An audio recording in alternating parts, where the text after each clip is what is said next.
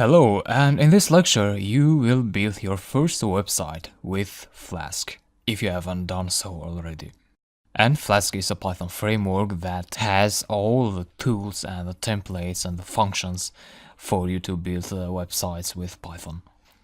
And before going deeper into Flask and explaining you how to use Flask properly for building Python web apps, I would like you to spend 30 minutes to build a very basic website with Flask. And that is done with only 7 lines of Python code. So that's what we'll do right now. To build a web app with Flask, you need to have Flask installed. So pip install Flask should install Flask in your Python environment. Alright, that was successfully installed. And let's create our website now. What you need is a Python file. So I'm creating one here.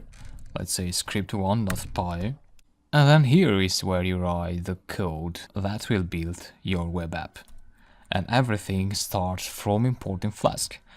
And actually you don't import the Flask framework, but you import the Flask class from a Flask framework. So from Flask import Flask.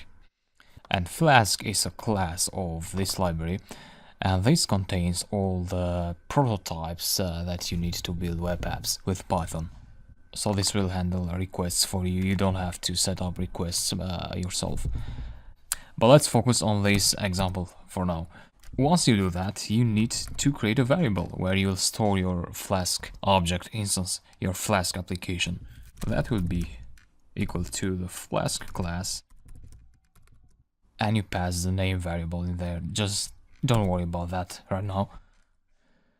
Then you need a decorator, root, and here is the URL where you'll view your website. So this slash here means the home page. And just after that you need to write the function, the Python function. And this function is what defines what your web page will do. In this case, we will return a string. Let's say this string here. Website content goes here. Just after that, you need 2 more lines of code, and that's a conditional statement. If name equals a string main app.run, debug equals true. That's it. Don't worry about this right now. Just click save, open the terminal, and execute your script with Python. Script1 Python, yeah. And it looks like your web app is running now, so open the browser. And your website should be live on your localhost. That's it. Nothing impressive, but you see how easy it is to create a website with Python. And in this case, we are just returning a string here to the website. So there's nothing fancy in there. But later on, I'll explain to you how you can return HTML pages instead of plain Python strings to your website. That will allow you to actually have different formats, different fonts on your text. And then you can also apply CSS styling to your HTML, and so you'll have a complete website with modern features.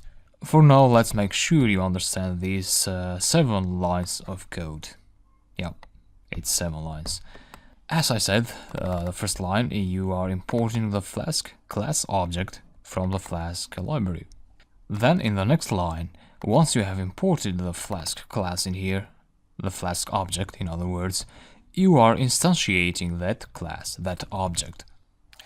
And this here is a special variable that will get as value the name of the Python script. Now, when you execute a Python file, a Python script, Python assigns the name main, this string, to the file. When you import a script into another script, like if we import this script from another script, this script will be assigned the script1.py name.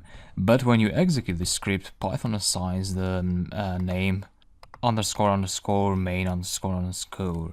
So what happens is that in this line we say if name equals to main, then run the app.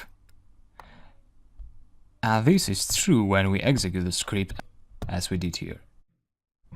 But if we imported this script from another script, this line here would not be executed.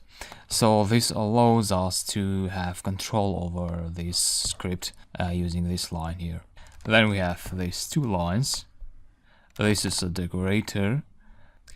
Now the output that this function produces will be mapped to this URL. So if you want, you can change this URL to this, for example. Save the script.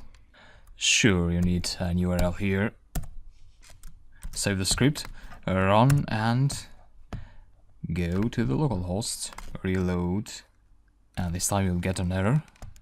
Python couldn't find this page, but it can find the about page. Yeah, that's it.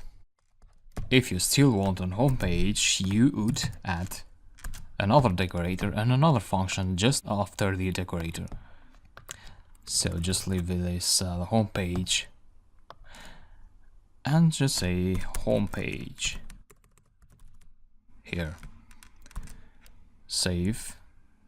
Again, we have an error because we cannot have functions with the same name. So we can change this to about. The name doesn't matter, so this doesn't have to be the same with this one. Click save. Run the script again and go to the website. This is working. Try the home page, and this is working too.